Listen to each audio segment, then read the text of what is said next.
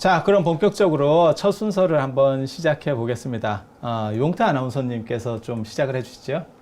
네, 첫 시간이니까 대본대로 해야 될 것 같긴 한데요. 한번 저희가 해보고 안 좋으면은 나중에 빼는 걸로 한번 해보죠. 첫 순서는 지식 성장 프로젝트 자신감. 잘 됐네요, 잘 됐어요. 네. 자신감 뿜뿜 시간에는 불교계에 걸어다니는 백과사전 지식 히어로 박사학위를 4개나 꼭 갖고 계시고 5번째 박사학위를 또 따고 계시는 자연 스님과 함께 매주 한 가지씩 호기심이 완전 돋는 주제에 대한 지식과 지혜를 함께 얻어보는 시간입니다. 오늘은 어떤 주제일지 좀 궁금한데요. 네, 스님, 족자 좀 공개해 주시죠.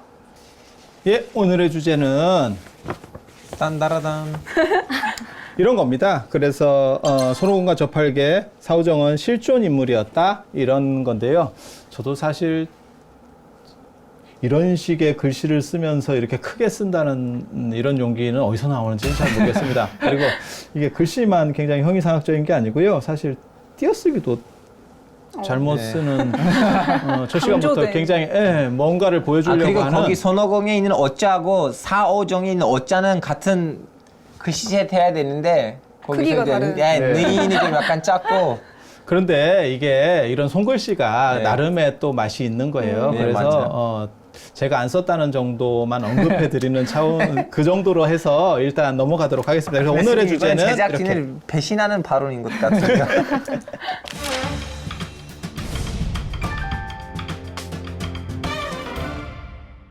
네, 자, 그럼 스님 오늘 과연 어떤 이야기가 담겨져 있는지 네, 이야기 시작해 주시죠. 예, 서유기 하면 어떻게 보면 동아시아를 대표하는 지괴 소설이고 무슨 뭐 책도 있었고 게임도 있었고 영화도 있었고 다양한 장르를 통해서 많이 소개됐었던 거고요. 사실 뭐 불교적으로는 동아시아의 다른 문화, 그러니까는 무슨 삼국지라든지 뭐 수호지라든지 금병매와 더불어서 이제 4대 기서에 속하지만 그 중에서 불교를 대표할 수 있는 그러한 부분들인데요. 이 서유기가 사실은 실화를 바탕으로 한, 그래서 언뜻 생각하기에는 현장 스님이라고 하는 분만 역사적 실존 인물이라고 생각할 수 있는데요. 사실은 손오공, 저팔계, 사오정도 전부 실존 인물이다라고 하는 그런 이야기들을 해드릴까 싶습니다. 근데 선생님 제가 궁금한 거 있는데요. 그 소유기라는 소설 같은 그 책이 작성되는 시기가 언제예요? 그 연도가 대충 아세요? 몇 세기예요? 그러니까는 기본적인 틀이 만들어지는 것은 나중에 이제 제가 말씀드리겠지만 당나라 때 이제 만들어지는 거고요. 그 다음에 그것이 소설화되는 거는 명나라 때, 그리고 명나라하고 이제 명하고 원 때. 예. 그래서 명나라 때 만들어져서 원나라 때 그렇게 되는 이유는요. 원나라 때부터 뭐가 많이 이렇게 유행을 하냐면요. 대본을 가지고 연극하는 게 유행을 해요. 그래서 서유기도 한 100회본, 뭐 120회본. 그러니까 삼국지나 이런 것도 마찬가지예요. 읽다 보면 뚝뚝 끊어지는 이유 중에 하나가 뭐냐면 그것이 연극 대본이라서 그래요. 그래서 실제로 삼국지에서도 어떤 게 있냐면 대규모 전투 씬은 원래는 그 당시에는 대규모 전투를 했었어요. 그런데 그것을 연극 위에 올릴 수가 없어요. 무대 공연 위에 올릴 수가 없어요. 그러다 보니까 관우 혼자서 1대1 장군 전쟁으로, 그래서 관우라고 하는 사람이 너무너무 뜨게 된 거죠. 그래서 실제로는 장군은 그렇게 맨 앞에 나와서 싸우지 않습니다. 그래서 그러면 스님 이거예요. 그 이 책들이 원래 처음에는 역사 기록처럼 쓰였는데 다음에는 소설화 됐다는 얘기죠. 그렇죠. 알겠습니다. 그래서 재가공되는 거예요. 예. 그래서 지금 우리가 보고 있는 것들은 사실은 역사적인 부분은 아니고 그것이 가공된 부분을 보고 있기 때문에 제가 오늘 말씀드릴 거는 그 중에서 역사적인 부분, 그러니까는 원래 원류라고 할 수 있는 부분들을 얘기하는 거예요. 알겠습니다. 자, 그러면 잠깐 얘기를 해드리면 사실 서유기에서 가장 중요한 그런 인물은 현장 스님이고요. 현장 스님은 너무너무 불가사의한 인물이에요. 중국 불교사 전체를 통틀어서 살아서 신격화된 인물은 현장 스님밖에 없습니다. 그리고 진짜 부러운 거는 20대 말에 벌써 중국 전체를 통틀어서 스승이라고 할 만한 사람이 없어요. 그 정도로 머리가 좋은 분이고, 머리 좋은 사람은 뭐 역사에 굉장히 많습니다. 그런데 이분은 얼굴이 또 기가 막히게. 그래서 그냥 얼굴만 내밀면 모든 사람이 환호하는, 그리고 어떤 얼굴인지 진짜 궁금해요. 왜 그러냐면 미남형이라고 하는 것들은 사실은 어떤 문화권적 배경하고 관련이 돼요. 그래서 그 집단 안에서는 먹어주는 얼굴이지만 다른 집단에 가면 이게 일치하지 않거든요. 그런데 현장 스님은 국제적으로 먹어줍니다. 톰 크루즈 같은 느낌. 그런 식인 거예요. 완벽한. 예. 그래서 한국 이제 사람들 저보고 톰 크루즈라고 하거든요. 어. 넘어가세요. 지나갔던 얘기였는데.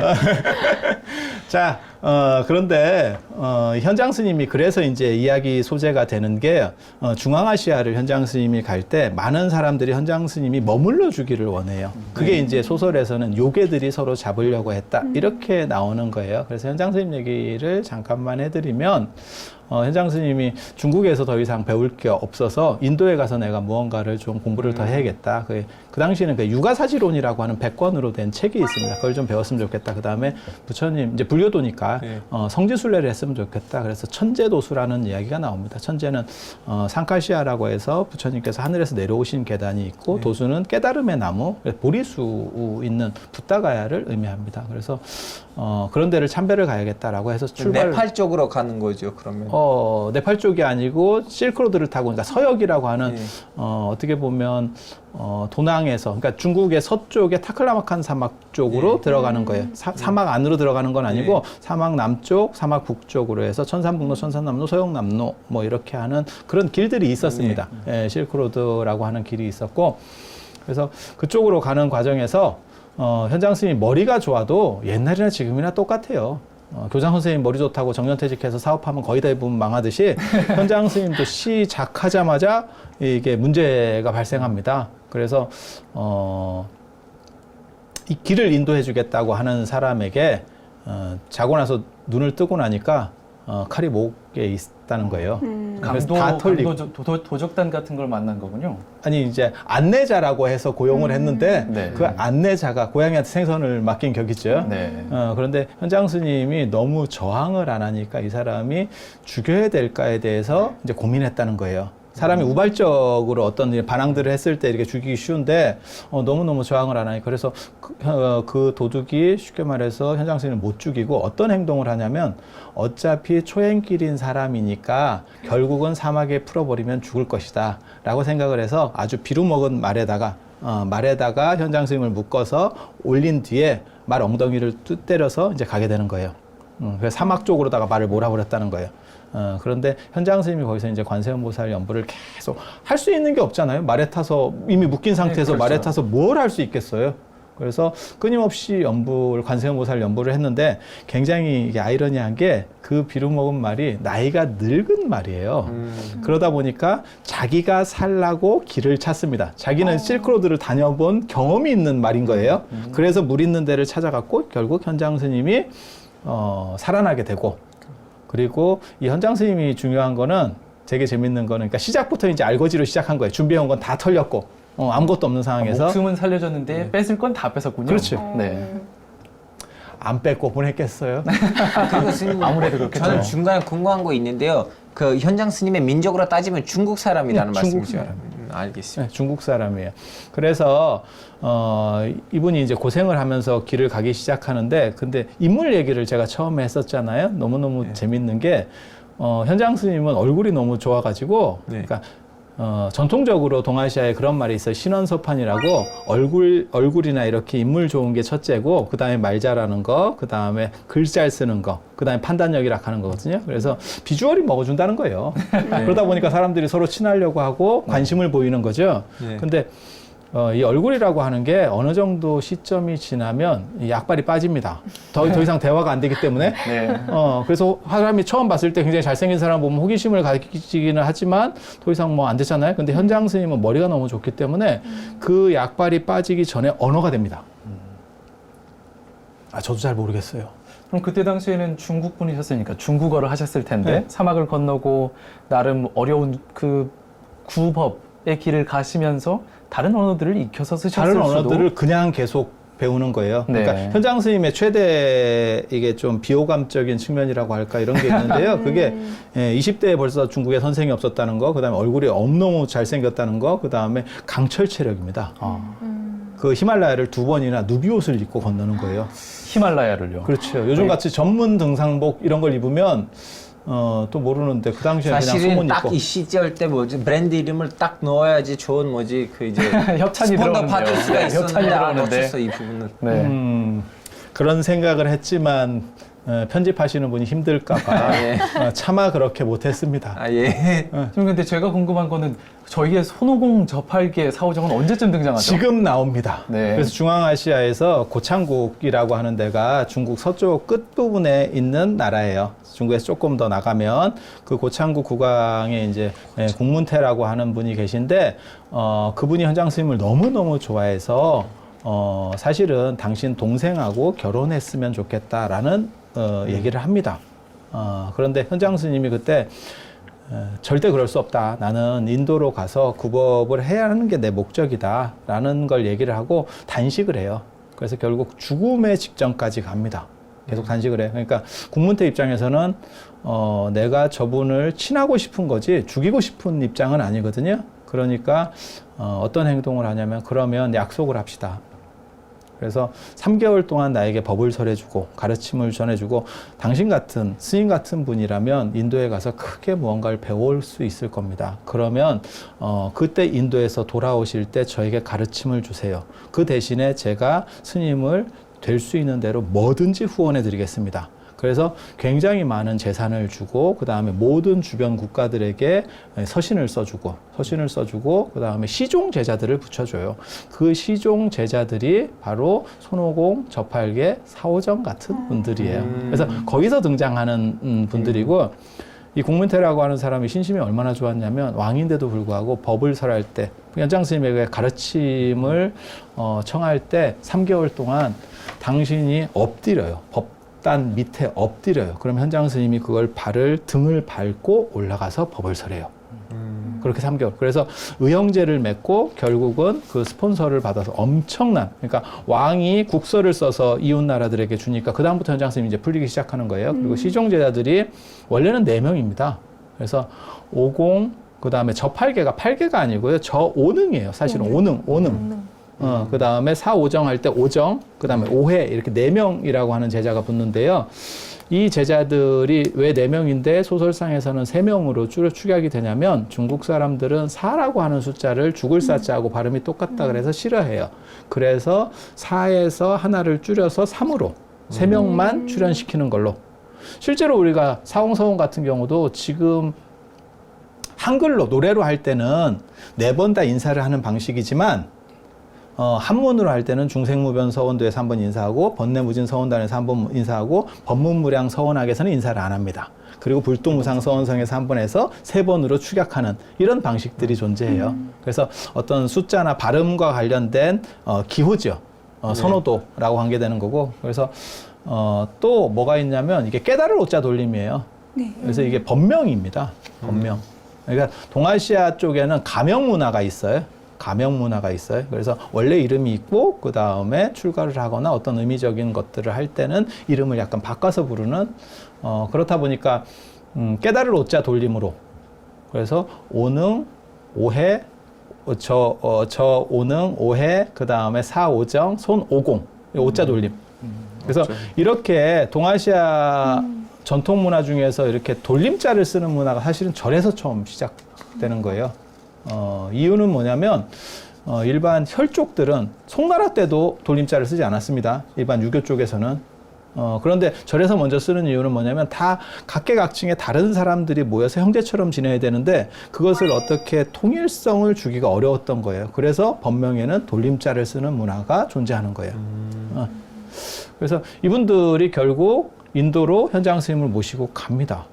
그 가는 과정에서 그러니까 저팔계라고 할 수 있는 저오능, 그 다음에 사오정은 히말라야를 건너다가 파미르권 건너다가 죽게 됩니다.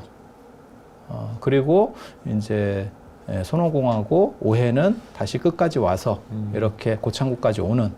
그리고 여기에 또 너무너무 재밌는 이야기들이 있어요. 사실은 파미르권을 건너게 되는데 그 파미르권의 거기가 파의 산지예요. 파의 산지. 네, 파. 어떤 양파, 파 할 때 파. 파가 거기서 네. 유래된 거군요. 그래서 그걸 파총자를 써서 그걸 총령이라고도 하고요. 달마드에서 그쪽에서 네, 좀 돌아갈 때 들어본 것 같아요. 총령으로 넘어갔다는 게 거기고요. 파미르 고원이라서 파예요. 파미르 고원이라서 우리가 그걸 파라고 부른다니까. 나중에 몰랐어. 오신체로스 금하는 파가 거기서 유래됐다는 게 좀 신기하네요. 그 동네는 전부 제주도 유채밭처럼 전부 파밭이라는 거예요. 진짜 전부 몰랐어요. 파밭이라는 거예요. 예. 오. 돌아올 때 감동적인 이야기를 조금만 해드리면 현장 스님이 가실 때는 실크로드밖에 없었어요. 근데 네. 올 때가 되면 해상 실크로드가 열려요. 그래서 바다로 오면 훨씬 편합니다. 그런데도 국문태랑 약속을 지키기 위해서 죽음의 길을 다시 건너옵니다. 그렇게 힘들게 왔는데 현장 스님이 16년 동안 유학을 하시거든요. 그 과정에서 당나라가 팽창을 하고 팽창하는 과정에서 이미 고창국은 멸망을 했어요. 그래서 그럼 선생님 지금 그 고창국의 민족이 어떤 민족이었어요? 그거 혹시 아세요? 그 중앙아시아 쪽에 위구르족이 그러니까 서역 아닐까 쪽에 싶어요. 그 근처 왜냐하면 분들이에요. 투르크 계통들 중에서 유일하게 불교를 받아들이는 투르크 계통 민족이 위구르족이거든요. 그리고 위구르족의 그 역대적으로 그 사는 지역도 보면 딱 그 중국의 서쪽 맞아요. 그리고 근처입니다. 티베트 위쪽이거든요. 그래서 위구르 사람들이랑 만나지 않았을까 싶어요, 현장 스님. 그쪽이라고 보시면 거의 맞을 거예요. 그래서 지금 국문태는 아마 한족 계열의 피가 섞였었던 것 같고, 그래서 그 동네가 지금도 유적이 있어요. 그래서 고창 고성이라든지 현장 스님께서 직접 설법하셨던 그런 법당도 지금 가면 있을 수 있어요. 그래서 현장 스님이 그 약속을 지키기 위해서 그 고창까지 왔지만 그 나라는 이미 사라지고 없었고, 그 다음에 남은 두 제자, 손오공하고 그다음에 오해는 이제 약간 쓸쓸해지는 거죠. 그런데 소설에서는 어떻게 가냐면 손오공은 천축에서 경전을 구해온 공덕으로 나중에 투전승불이 된다. 그러니까 붓다의 과위에 오른다. 네. 뭐 이런 식으로다가 다 미화가 돼서 끝나는 걸로 그렇게 되어 있습니다. 그럼 역사적으로는 어렵게 살아남아서 스님을 모시고 도착한 오공과 오회는 사실 뭐 어떤 부귀영화를 누린다든가 사회적인 성공을 받는다든가 추앙을 받는다든가 그런 일은 없었던 건가요? 그게 기록에 남아있진 않은데요. 네. 고생한 거에 비해서는 사실 많이 쓸쓸했을 거예요. 왜냐하면 본국이 이미 사라져 있는 상황에서 네. 그러면 자신들이 알고 있었던 그런 기반들이 다 사라지고 없는 거잖아요. 전쟁에 쓸려버렸기 때문에. 그러면 뭔가 쓸쓸함이 있지 않았을까요? 그런데 사실은 본 이야기는 현장 스님에 대한 이야기는 사실 거기서부터 또 출발을 하는 게 있어요. 아, 그런가요? 그런데 뭐 길게 얘기해 드릴 수는 없고 거기서부터 이제 당태종과 뭔가 이렇게 만남이 서신을 보내고 그랬더니 당나라 태종은 그 당시에 고구려를 정벌 하러 가기 위해서 외국에 왕궁이 없었어요. 장안 네. 황궁이 없었어요. 그때 태국궁이 황궁이었는데 그쪽이 없었어요. 그렇지만 현장 스님이 돌아온다는 얘기를 딱 듣고 당태종은 굉장히 지략가고 이런 사람이라서 현장 스님의 가치를 이해합니다. 네. 뭐냐면 중앙아시아 플러스 인도의 모든 정보를 이 양반이 가지고 있다는 걸 알고 있어요. 현장 스님이 들은 지식까지 얘기하면 138개국에 대한 지식을 가지고 있었어요. 그래서 현장 스님을 주작대로로 모셔라라고 하는 기가 막힌 얘기가 나요. 주작대로는 황실의 남쪽에 있는 큰 황제 전용 도로입니다. 그렇게 해서 그쪽으로 모시게 되고 이 당태종이라고 하는 사람은 자기 집안에 성인이 있다. 그래서 그게 노자예요. 당나라가 이씨거든요. 그래서 노자라고 하는 사람이 원래 이입니다. 네. 이입니다. 그래서 자기 집안에 성인이 있다. 그래서 도교를 위에 놓고 불교를 아래에 놓던 정책적으로 그렇게 했던 사람이에요. 그런데 당태종이 죽기 전에 했던 그 유명한 말이 있어요. 현장 스님에게 마지막 임종에 가까워서 내가 스님을 빨리 만나지 못해서 불교를 널리 펴지 못한 것이 아니다. 이러고 죽습니다. 그 여파가 결국 당나라를 불교국가로 만들면서 동아시아의 불교가 완전히 만개하는, 그래서 현장 스님으로부터 동아시아의 불교가 결실을 맺는다라는 것도 얘기해 볼 수 있어요. 그 스님 그러면 그 현장 스님은 인도에서는 16년 동안 있다고 말씀하셨죠. 그럼 인도에서 많이 있었나요? 아니면 좀 약간 스리랑카 쪽으로, 네팔 쪽으로도 그 16년은 한 도시에서만 보냈나요? 아니, 그렇지 않습니다. 인도 전역을 돌아다니셨고요. 그 다음에 스리랑카 쪽은 들어가지 못하셨어요. 스리랑카를 들어가시려고 했는데 그때 파도가 있어서 그래서 스리랑카를 굉장히 이렇게 그리워하는 듯한 그런 기록들을 남깁니다. 현장 스님에 대해서는 3가지 아주 자세한 기록이 있어요. 그분이 국정보고서로 당체중의 요청에서 국정보고서 같이 써놓은 대당서역기라는 책이 있고요. 그건 12권짜리입니다. 그 다음에 자은전이라고 당신의 전기 비슷한 책이 있고요. 그 다음에 속고승전 에 보면 현장전이 따로 있어요. 그래서 그 3가지 자료들을 맞춰보면 현장에 대해서는 굉장히 구체적인 걸 알 수 있고, 그분이 돌아다니면서 전 인도를 돌아다니면서 공부를 하시고 하는데 가장 놀라운 거는 외국인임에도 불구하고 인도 전체에서 모든 종교가 붙는 논쟁, 예. 그게 이제 게일왕이라고 하는 분이 그 당시에 가장 주류로서 강력한 왕이었는데 그 왕이 무차대회를 열어요. 그러니까 종교 논쟁을 붙여요. 거기서 현장 스님이 나란다 대표로 출전을 해서 1등을 합니다. 진짜 대단하시네요. 1등을 합니다. 그거는 지금으로서는 상상할 수 없을 정도로 대단한 거예요. 왜냐하면 외국인이 외국 문화, 어떤도 문제가 있지만 그 문화 배경이라고 하는 게 있잖아요. 게다가 다른 종교까지 전부 출전하는 데서 그러면 그걸 이해하고 그 부분들을 깨트려야 되는 거거든요. 굉장히 힘들어요. 그래서 현장 스님과 붙은 대론자 중에 아주 재밌는 사람이 있습니다. 그 양반이 뭐라고 얘기하냐면 현장 스님한테 굉장히 세게 얘기해요. 죽으면 논쟁에서 지면 자살합시다. 이렇게 붙는 거예요. 죽음을 각오한 대결이었네요. 예. 지는 사람은 자살합시다. 그러니까 저는 사실 그런 사람도 굉장히 멋있게 보거든요. 얼마나 자기가 노력했고 자신감이 있었으면. 하지만 결과는 안타깝게 됐죠. 결국엔 정말 개인이 베팅한 거예요. 그런데 그 사람이 결국 지고 스스로 목을 베기 위해서 칼을 댑니다. 그때 현장 스님이 그걸 보면서 손을 잡으면서 칼준 손을 잡으면서 뭐라고 얘기하냐면 우리 법에는 그런 룰은 없습니다. 당신이 졌다는 걸 승복하면 불교를 귀위해서 불교를 넓히세요. 그걸로 면책된 걸로 하겠습니다. 그래서 그 사람이 불교를 귀위해요. 나름 멋있지 않아? 정말 멋있었어요. 아니 이기고 지고가 멋있는 게 아니고 죽음을 걸고 싸울 수 있고 그런 이야기들이 이렇게 어떤 열정, 자기 옳다라고 생각하는 것에 전체를 걸 수 있는 그런 힘, 그런 건 사실 요즘 젊은 사람들에게 보기가 굉장히 어려운 거거든요. 그래서 저는 그런 사람이 설령 졌더라도 사실은 저는 굉장히 높게 평가해요. 자, 그러면 저희 첫 시간에 이제 손오공 저팔계 사오정은 실존 인물이었다라는 주제로 이야기 들어봤는데요. 사실 정말 흥미로운 내용이었죠. 저희가 몰랐던 내용도 많았고요. 네. 저희가 아직 하지 못한 질문들도 많이 있을 텐데요. 한번 서로 질문을 또 스님께 드려볼까요?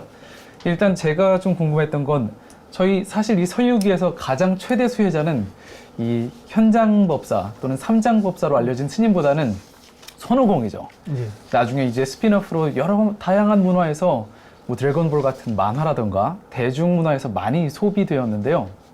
손오공 보면 원숭이로 나오잖아요. 예. 손오공이 왜 원숭이인 거죠? 수많은 다른 동물들 뭐 12지신 중에 첫 번째인 쥐가 될 수도 있고 다른 동물이 될 수도 쥐는 있는데 좀 그런데 이거 너무 오버하는 거 아니에요? 왜 원숭이였을까요, 손오공이? 손오공이 원숭이가 되는 이유는요, 인도 신화에 보면 하누만이라고 하는 원숭이 신이 있어요. 인도 남쪽에 가면, 뭐 꼭 남쪽까지도 아니고, 인도는, 기후때가 덥기 때문에, 원숭이들이 많이 살고 있고, 그 중에서 하누만이라고 하는 원숭이 신이 있는데, 그게 라마야나라고 하는, 인도의 마하바라타하고 라마야나라는 2대 서사시가 있는데, 그 라마야나에 보면, 라마라고 하는 왕자의 이야기예요. 그 왕자의 여자를 어떻게 하냐면 스리랑카에서 약간 악의 세력으로 등장합니다. 언제나 스리랑카는 인도에서는 도전하는 세력, 악의 세력. 그러니까 우리 조선으로 얘기하면 일본 같은 관계가 사실은 스리랑카와 그 인도라고 생각하시면 돼요. 그래서 이 스리랑카 쪽에 라바나라고 하는 악마가 이 라마의 부인인 시타를 납치해 가요. 그래서 이제 전쟁이 붙게 되는데 그런 스토리예요, 그냥. 네. 스토리예요. 그래서 그런 과정에서 하누만이 한 번에 스리랑카까지 건너뛰어서 이제 물리치는 행동대장? 어떻게 보면, 대장군 같은 그런 역할을 합니다. 그래서 그러한 요소들이 차입이 돼서, 하필 원숭이로. 그리고 돼지로 하기는 좀 그렇잖아요. 돼지가, 이거는 좀. 스님, 저 질문 있는데요. 서유기에서 현장 스님을 삼장법사라고 이야기를 하잖아요. 근데 그 현장 스님이랑 삼장법사랑 같은 분이신 거죠? 예, 삼장법사라고 하는 거는요, 경, 율, 논, 이 삼장에 모두 능한 분을 삼장법사라고 하는 거고요. 그러니까 현장 스님만 계시는 건 아니고 구마라집이라든지 의정이라든지 예전에 이런 능한 분들이 많이 계세요. 단지 현장 스님께서 이 부분에서 특별히 어떤 대표성을 가지는 거죠. 마치 보물과 국보의 관계라고 생각하시면 돼요. 보물이라고 하는 거는 비슷한 것들이 있고 그 중에 가장 대표적인 게 국보. 이런 것처럼 삼장법사는 많이 계신데 그 중에서 현장 스님이 가장 이렇게 독보적이기 때문에 현장 삼장. 그래서 삼장법사 하면 현장인 것처럼 이미지가 고착화되는 겁니다. 아,